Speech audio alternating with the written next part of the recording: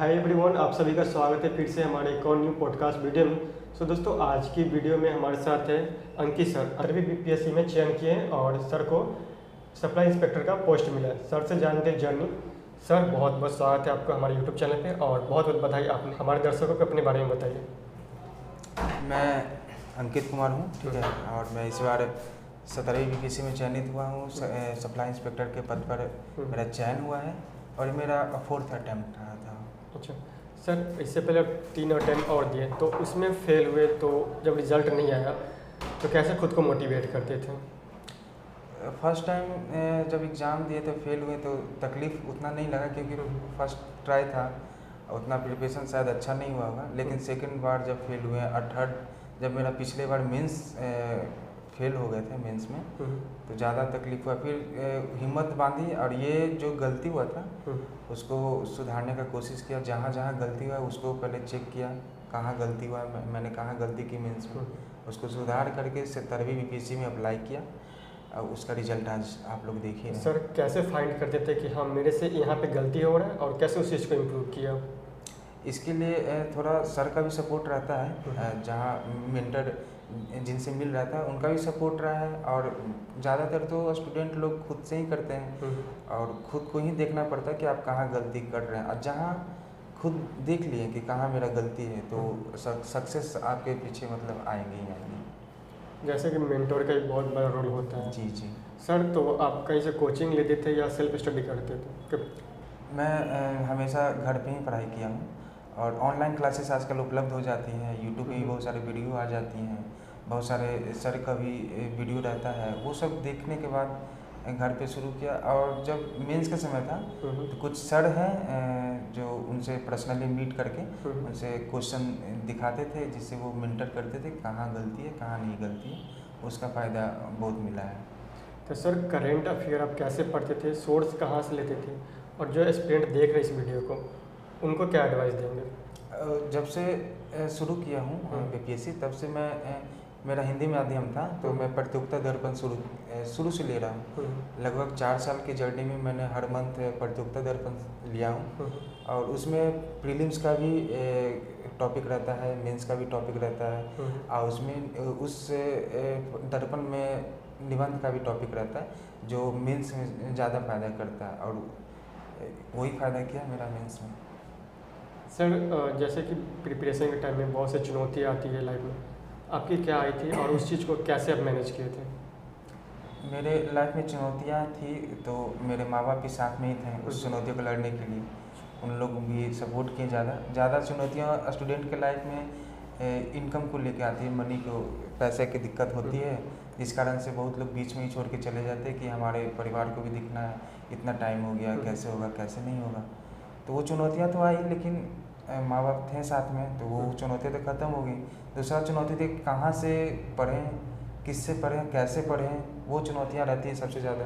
किस तरह से पढ़ें कि मैं सफलता पा लूँ, तो उस चुनौतियों को आपको लड़ना पड़ेगा खुद से। आपको मेंटरशिप लेना ही पड़ेगा, जो सिलेक्टेड है कैंडिडेट उनसे आप पूछिए कैसे हैं, कैसे आप किए, आपने किया।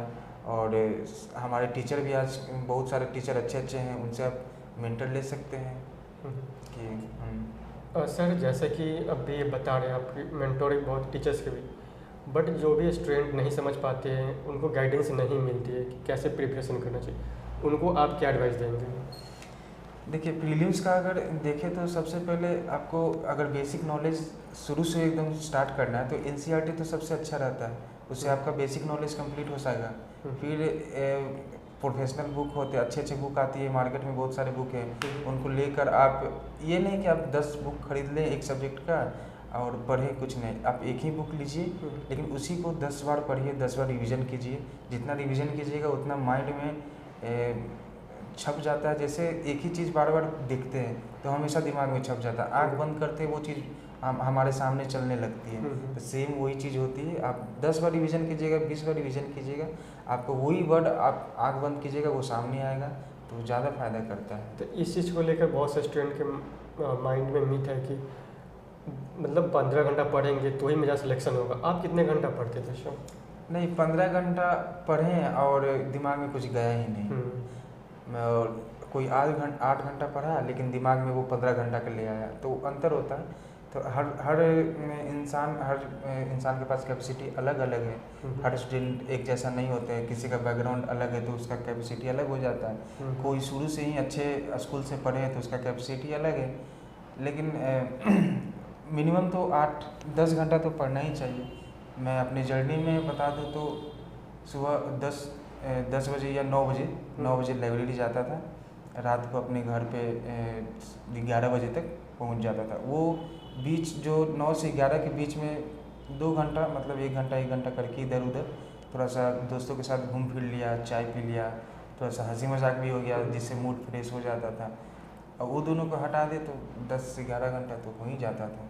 सर इस प्रिपरेशन के दौरान आपको किस किस चीज़ का सेक्रीफाइस करना पड़ा इस प्रिपरेशन के दौरान? सेक्रीफाइस तो शुरू से ही करते आए हैं। पहला तो जितने भी दोस्त लोग हैं उनसे हटना पड़ा, उनसे दोस्ती तोड़नी पड़ी। दोस्ती तो है लेकिन उनसे साइड में, हाँ, वो टाइम बर्बाद हो रहा था उसको मैनेज किया। फिर दूसरा है आज की डेट में सबसे बड़ा प्रॉब्लम है सोशल मीडिया। सोशल मीडिया में आप इंस्टाग्राम ले लें, व्हाट्सएप, फेसबुक के ये सब जहाँ सोशल मीडिया, हाँ, तो वो मैंने सब चीज़ डिलीट कर दिया था। सोशल मीडिया से दूर था, बस पीडीएफ को सेंड करने के लिए टेलीग्राम, व्हाट्सएप ये दोनों था जिससे वो पर्सनल काम हो सके। और फिर घूमना फिरना सब बंद हो गया। मैं फैमिली के पास आना जाना, मस्ती मजाक सब बंद हो गया बीच में, यही सब है। यार जैसे कि फ्रेंड का आपका सर्किल छूट गया था, तो क्या आपकी गर्लफ्रेंड है? और गर्लफ्रेंड है तो क्या आप प्रिपरेशन के दौरान उनको छोड़ दिए थे? देखिए इस फील्ड में अगर हम आए भी हैं तो उसी के कारण से आए हैं। मेरा रिलेशन 11 साल होने वाला है, तो शुरुआत से लेकर अभी तक सपोर्ट मिला है। इधर जब मेरे पास कुछ नहीं था तो साथ थी। और पढ़ाई के समय में ऐसा भी नहीं कि डिस्टर्ब करना है कि हमको ये करना वो करना, कुछ नहीं है, आप पढ़ाई करते रहे। इससे एक फ़ायदा ये हुआ कि डिस्ट्रैक्शन नहीं हुआ, आप एक फोकस रहे पढ़ाई पे ही कि हाँ फोकस है। और उसका कहना भी था कि अगर साथ रहना है ज़िंदगी भर तो कुछ तो घर पे बताना पड़ेगा ना कि लड़का क्या करता है। तो उसके लिए तैयारी तो था, लेकिन ये भी था कि माँ बाप को भी तो दिखाना है और माँ बाप को भी बताना है, समाज में उनका रिस्पेक्ट भी बढ़ाना। तो दोनों चीज़ें एक साथ लेके चल रहे थे। जिनके पास नहीं है वो बहुत ही फ़ायदे में है क्योंकि टाइम वेस्ट नहीं होगा। कभी कभी लड़ाई झगड़ा भी बढ़ती है तो माइंड में स्ट्रेस बढ़ने शुरू हो जाते हैं कि ऐसे कैसे होगा, ये होगा वो होगा, बहुत सारे दिमाग में बातें आने लगती है। तो जिसके पास नहीं है तो वो अच्छा है कि नहीं है, वो नहीं बनाए तो ज़्यादा बेटर है। और जिसके पास है तो वो मैनेज करे, थोड़ा सा छोड़ना कोई सॉल्यूशन नहीं है। मतलब है तो उसको छोड़े ना, और छोड़ेगा क्यों? अगर है तो उसको और मैनेज करना, हाँ, फ्यूचर तक देखना है कि कैसे इसको पाने के लिए हम क्या कर सकते हैं।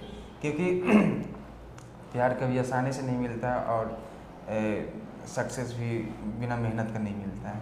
सुबह 72 बीपीएससी का एग्ज़ाम देंगे, उनको क्या स्ट्रेटजी बनाना चाहिए? आने वाले स्टूडेंट जो देने वाले एग्जाम 72, तो अभी 2 महीना का समय मिला है। अभी एग्ज़ाम कैंसिल होने के बाद 2 महीना का समय मिला है। तो इस 2 महीना के अंदर में एक कह सकते गोल्डन अपॉर्चुनिटी मिल गई। हाँ, जिनकी प्रिपरेशन नहीं हो रखी थी, जिनको डर था कि अभी तक मेरा प्रिपरेशन शुरू नहीं हुआ या पूरा नहीं हुआ, तो उनके पास अभी मौका है 2 महीने का। इस बीच वो ज़्यादातर करंट पे फोकस लेके, क्योंकि करंट का 30 से 35 क्वेश्चन आता है। उसके बाद हिस्ट्री से आप देख लीजिए 30 क्वेश्चन आता है हिस्ट्री का। साइंस मेन सब्जेक्ट हो जाता है, 30 क्वेश्चन आता है।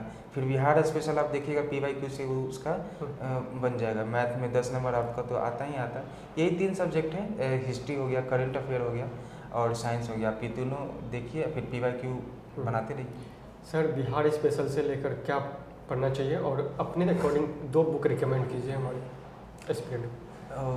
देखिए बिहार स्पेशल में PYQ से तो होता ही, एक मैं लूसेंट पढ़ता हूँ, उसका बिहार स्पेशल का बुक आता है। इसके अलावा मार्केट में बहुत सारे मैप बनाया हुआ बिहार स्पेशल का आता है। मैप से आपको उसमें तथ्य फैक्ट बताया गया है, तो वो ले सकते हैं। बहुत सारे मार्केट में बहुत सारे बुक हैं, ये इनफ है। और सर जैसा कि अभी जो ग्रेजुएशन कर रहे हैं और उसके साथ चाहते हो BPSC दें, तो उनको क्या स्ट्रेटजी बनानी चाहिए, आप उनको शुरू से बताइए, उनको पीटी से मेन से इंटरव्यू तक क्या फॉलो करना चाहिए। जो भी ग्रेजुएशन में है, अगर वो उनके पास समय है 1-2 साल ग्रेजुएशन होने में, तो शुरुआत एनसीईआरटी से कर सकते हैं, ठीक है। एनसीईआरटी से आपका बेसिक कंप्लीट हो जाएगा, और उसके बाद जब 1 साल बच रहा होगा ग्रेजुएशन कंप्लीट होने में, तो वो कहीं भी कोचिंग ज्वाइन कर सकते हैं, अगर उनका मन है तो कहीं भी इंस्टीट्यूट ज्वाइन कर सकते हैं, क्योंकि इंस्टीट्यूट में 1-1.5 साल लगता है कंप्लीट होने में सिलेबस। तो एग्ज़ाम देने से पहले उनका सिलेबस भी कंप्लीट हो जाएगा, सारा याद भी हो जाएगा, करंट भी रहेगा। फिर अगर वो नहीं चाहते हैं, घर पे ही पढ़ना चाहते हैं, तो वो बहुत सारी बुक आती हैं, जैसे हिस्ट्री के लिए स्पेक्ट्रम है, फिर घटना चक्र भी है, पॉलिटी के लिए लक्ष्मीकांत है, और भी सारी बुक हैं। तो ये हो गया। और करंट के लिए फिर एक मैगजीन आप ले सकते हैं 1 साल पहले से, ग्रेजुएशन होने के 1 साल पहले से, तो लास्ट ईयर में। हाँ, लास्ट ईयर में एक कोई मैगजीन भी, किसी भी मैगजीन, कोई भी इंस्टीट्यूट का आप ले सकते हैं, या फिर जैसे मैं प्रतियोगिता दर्पण पढ़ रहा था, तो वो भी आप ले सकते हैं। इससे आपका करंट का फेयर कंप्लीट हो जाएगा। फिर इकोनॉमिक्स में मेन होता है, मेन एक क्वेश्चन पूछता है सेंट्रल बजट से, इकोनॉमिक सर्वे से, बिहार बजट से और बिहार सर्वे से, बाकी जो नीति आयोग जैसी संस्था है वो निकालती हैं अपना, वो सब डाटा है, वो सब पढ़ेंगे तो करंट अफेयर, इकोनॉमिक्स सब कंप्लीट हो जाएगा। और बस रेगुलर रिवीजन करते रहें, रेगुलर स्टडी करते, ये नहीं कि आप 1 मंथ पढ़े फिर हमको मुझे यहाँ जाना है, मुझे वहाँ जाना है, 1 सप्ताह 2 सप्ताह बीच में गैप कर लिए फिर आके पढ़ें, तो ऐसे में थोड़ा सा प्रॉब्लम होती है स्टडी में। रेगुलर बस स्टडी करते रहिए, रिवीजन करते रहिए, और लास्ट जब एग्ज़ाम का दिन आता है तो उसके 1 मंथ से पहले आप बिहार स्पेशल का करंट आता है, बहुत सारे इंस्टीट्यूट निकालती हैं, तो उनका आप ले लीजिए, उससे बिहार करंट भी कंप्लीट हो जाएगा। सर जैसे कि बहुत से स्टूडेंट ये सोचते हैं कि जैसे अभी 72 जो देंगे उनके पास तो अभी टाइम है थोड़ा बहुत, 1-2 मंथ का जो टाइम मिला है, तो बहुत से सोच रहे हैं कि अभी हम टेस्ट सीरीज लगाएं या सेल्फ स्टडी करें, उनको क्या करना चाहिए? उनको अभी रिवीजन करना चाहिए या फिर टेस्ट सीरीज लगाना चाहिए? टेस्ट सीरीज तो सप्ताह में 1 दिन देना ही देना है, ठीक है। रिवीजन आपके पास समय है तो रिवीजन आपको करना ही करना है। जहाँ आपको लग रहा है कि मुझे ये सब्जेक्ट छूट गया था, ये टॉपिक छूट गया था, वो आपको रिवीजन करना है, PYQ देखना ही देखना है, तो ये 3 तो करना ही है, रिवीजन तो छूटना नहीं है। छूटेगा तो फिर जैसे कोई भी हम लोग किसी भी चीज़ को याद करते हैं, तो पॉसिबिलिटी है कि 1 सप्ताह के बाद वो 40% भूल जाते हैं, ठीक है। फिर 1 सप्ताह बाद 2 सप्ताह होता है तो वो हम लोग 80% भूल चुके होते हैं। 1 महीना के अंदर में वो चीज़ हम लोग भूल चुके होते हैं। अगर वही 15 दिन के अंदर में फिर से वापस रिवीजन कर ले, या 1 महीना के अंदर में फिर से वापस उसी चीज़ को रिवीजन कर लें, तो जो नया चीज़ है वो याद हो जाएगा। जो एक बार याद होता है फिर ज़िंदगी भर भूलता नहीं है लोग। सर जैसे कि बहुत से लोग ये भी कहते हैं कि जैसे आप बता रहे भूलते नहीं, बहुत से लोग बोलते हैं पढ़ते बट याद नहीं होता, इस चीज़ को कैसे ठीक है? जैसे पढ़ाई के समय क्या होता है कि मन तो बहुत चंचल है, ठीक है। पढ़ते पढ़ते दिमाग हमारा चला जाता है कि आज ये काम नहीं किए, आज वो काम नहीं किए, अच्छा आज हम उससे मिले तो वो ऐसा बोला, फिर अचानक याद आता कि नहीं पढ़ना है, पढ़ते पढ़ते। हाँ, तो उस मोमेंट में वो जो पढ़ते हैं वो दिमाग में जाता नहीं अच्छी तरीक़े से, वो चीज़ भूलने का पॉसिबिलिटी ज़्यादा रहता है। इसलिए अगर पढ़ रहे हैं तो सब चीज़ भूलना पड़ेगा, आपको दिमाग हटाना पड़ेगा, कौन क्या बोला है, एकदम फोकस होकर पढ़ना पड़ेगा। और ये भी नहीं प्रेशर लेकर कि याद क्यों नहीं हो रहा, याद क्यों नहीं हो रहा है, ऐसा नहीं। बस आप रीडिंग कीजिए, 1 बार कीजिए, 2 बार कीजिए, 4 बार कीजिए, 5 बार कीजिए। हम लोग को जितने भी लोग हैं उनको गाना कैसे याद होता है, बहुत जल्दी गाना याद हो जाता है। कोई भी नया गाना आता है 1-2 बार नहीं, अगर आप एक ही चीज़ 10 बार सुन लिए तो मुंह पे आ जाता है, जबान पे आ जाता है, वही चीज़ गाने लगते हैं। सेम वही चीज़ होता है, अब 10 बार रिवीजन कीजिए ना, आराम से होगा। जैसे कि आप BPSC की तैयारी कर रहे थे उसमें बहुत सारी कठिनाई होंगी, तो उसमें से सबसे बड़ा कठिनाई क्या थी और उसको कैसे आप डील किए? कठिनाइयाँ तो आती हैं, शुरू से आपको हम बता देते हैं क्या क्या मेरे साथ हुआ, अपना जर्नी थोड़ा बता देते हैं। जब इंटर पास हुए थे हम, तो मेरे घर की आर्थिक स्थिति उतनी अच्छी नहीं थी, ठीक है। तो मेरे फादर जो है, मेरे पापा हैं, वो मुझे कहीं काम लगवाने के लिए बोले, कोई भी शोरूम में, गाड़ी वाड़ी का शोरूम या कार का शोरूम है, वहाँ लगाने के लिए बोले, तो वहाँ नहीं हुआ। फिर 1-2 जगह मैंने इंटरव्यू भी दिया, ऐसे ही छोटा मोटा जॉब के लिए जो 10,000 12,000 दे दे, जिससे मतलब घर की आर्थिक स्थिति जो है वो सुधरे। तो वहाँ नहीं हुआ, मतलब कहीं जॉब नहीं लगा। तो धीरे धीरे फिर 2018 का जब समय था, तो उस वक्त विधानसभा के पीछे सचिवालय जो है वहाँ फॉर्म आया था प्यून का। मैंने प्यून का फॉर्म भरा कि यहाँ सरकारी है, प्यून का फॉर्म भर देते, इसमें हो जाएगा तो कम से कम घर की आर्थिक स्थिति जो है वो सुधर जाएगी। तो मैंने फॉर्म भरा, वहाँ इंटरव्यू भी देने गया प्यून का, लेकिन इंटरव्यू में क्वेश्चन सवाल जो पूछे वो मैंने अच्छे से जवाब नहीं दे पाया, तो वहाँ भी सिलेक्शन नहीं हो पाया। तो 2018 में ही फिर पापा जो है एक SBI जो है गांधी मैदान में SBI पेंशन विभाग है, वहाँ पर छोटा सा जॉब मतलब किसी के बोलने पे लगवाए वहाँ, जो मंथ में 1 मंथ का देता था 6,000 रुपये देता था। तो मैं अपने घर से साइकिल से जाता था 6,000 रुपये लेने के लिए कि कुछ भी मतलब सपोर्ट हो सके फाइनेंशियल। हाँ, तो वहाँ जब 6 मंथ किया मैंने काम SBI में, उसके बाद फिर अंदर से आत्मा नहीं कर रहा था कि आप पढ़ने वाले स्टूडेंट हैं, आप क्या ये मतलब असिस्टेंट वाला काम कर रहे हैं। तो मैंने वहाँ फिर काम छोड़ दिया, तो कहीं और फिर पापा फिर से लगवा दिए कहीं और काम, गवर्नमेंट टीबी कॉलेज जो बुद्ध मूर्ति के पास है, गवर्नमेंट टीबी कॉलेज, वहाँ कॉन्ट्रैक्ट पे मैं जॉब किया था 2020 में। वहाँ शुरुआत में मुझे 7,000 रुपये देता था, सब चीज़ काट वाट के PF काट के 7,000 देता था। मैंने वहाँ 2-2.5 साल काम किया। 2.5 साल के काम में मैंने ये नोटिस किया कि प्राइवेट जॉब में कोई आपको पूछने वाला नहीं है, आपका लाइफ सिक्योरिटी नहीं है, जॉब सिक्योरिटी नहीं है, कोई भी कुछ भी बोल के चला जा रहा है। आप एक असिस्टेंट के तौर पे वहाँ काम कर रहे हैं, आपको कोई वैल्यू नहीं है। फिर घर में आपका, समाज में आपका कोई रिस्पेक्ट नहीं दे रहा है, कुछ भी बोल के चला जा रहा है। और जिस स्थिति में हम लोग हैं उस समय थे, तो उसमें जाहिर सी बात है परिवार रिश्तेदार सब नाता तोड़ देते हैं। तो सेम उसी समय था। तो फिर मेरा जो एक छोटा भाई है वो सबसे ज़्यादा सपोर्ट किया फाइनेंशियली, क्योंकि जब मैं पढ़ाई शुरू किया था वो जॉब छोड़ के गवर्नमेंट टीबी कॉलेज वाला, तो वो जॉब करने लगा मेरी जगह, फिर वो सपोर्ट करने लगा घर पे, तो मुझे पढ़ाई करने में का मौका मिला और फिर आज रिजल्ट भी आया तो सब लोग बहुत खुश हैं। सर जैसा कि बता रहे थे आपके परिवार और दोस्त मतलब इस चीज़ को लेकर एक्सेप्ट नहीं करे, जब आपके अभी रिजल्ट आ गई तो उन लोग का रिएक्शन कैसा? रिजल्ट आने के बाद तो सब लोग एक ही चीज़ बोल रहे हैं कि मुझे विश्वास था कि आप ऐसा कर सकते हैं। वो लड़का शुरू से ही तेज़ था, इतना कठिनाइयाँ के साथ इतने सारी कठिनाइयाँ आई, पैसा नहीं था फिर भी घर पे ही रह के पढ़ाई किया, कहीं बाहर गया नहीं। बहुत लोग तो बाहर रह के पढ़ाई करते लेकिन कुछ हो नहीं पाता, लेकिन और रिश्तेदार में बहुत सारे लोग बाहर पढ़ के आए, उनको कुछ हुआ नहीं और मैं घर पे ही पढ़ाई किया। तो उसमें रिजल्ट आया तो बहुत लोग शॉकिंग भी हैं कि कैसे हो गया, गरीब घर का बाल बच्चा कैसे आगे बढ़ा। मिलना जुलना जो कभी आते नहीं थे घर पे, अभी वो भी बधाई देते हैं, कॉल करके बात करते हैं, तो बहुत सारी चीज़ें हैं। तो इस चीज़ को आप कैसे हैंडल करते हैं, जैसे कि जो लोग पहले आपको इग्नोर कर रहे थे या फिर अच्छी नज़र से नहीं देख रहे थे, आप बधाई देते हैं तो आपका क्या रिएक्शन रहता है? रिएक्शन सबके लिए समान ही है मेरा। अच्छे से आप नहीं भी बात कीजिएगा उसके लिए भी वेलकम है, बात भी कीजिएगा उसके लिए भी वेलकम है। अच्छे से जितने भी परिवार हैं, अरे रिश्तेदार नहीं रहेंगे तो फिर अच्छा भी नहीं लगेगा। रहना भी है, साथ एक ही जगह रहना है, तो ऊपर नीचे तो होते ही रहता है। इस चीज़ को हम मतलब इस चीज़ को हमें बैलेंस करना होगा। वो लोग अगर हम गलत समझ रहे हैं अपने रिजल्ट से उनको सर्टिफाइड करना। हाँ, जवाब नहीं देना है। हाँ, जवाब नहीं देना, आप जवाब दीजिए ना, दिखा कर दीजिए ना, बोल कर मत दीजिए।